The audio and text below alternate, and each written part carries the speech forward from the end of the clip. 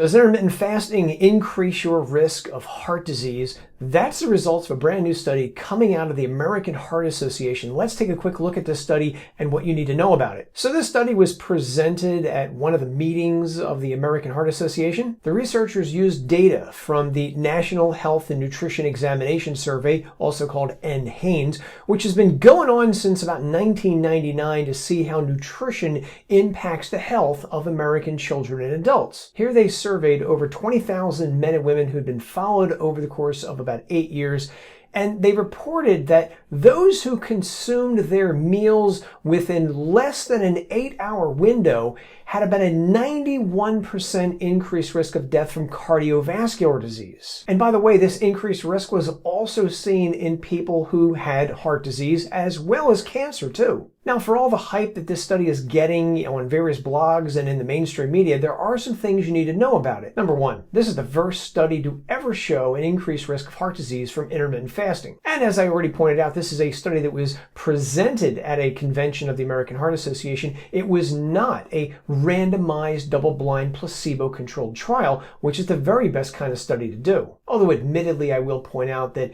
doing that kind of a study on intermittent fasting would be pretty difficult to do. Another thing to realize about this study is that the results are based on surveys that they gave people on what they ate over a 2-day period and reported that data as being what they normally ate. In other words, while the people were followed for 8 years, the data that was used in this study is only based on a 48-hour window of what people ate and when they ate. And something else is that I was not able to determine if they actually asked people, are you doing intermittent fasting or are you skipping meals for other reasons? For example, are people skipping meals because they simply can't afford healthy food?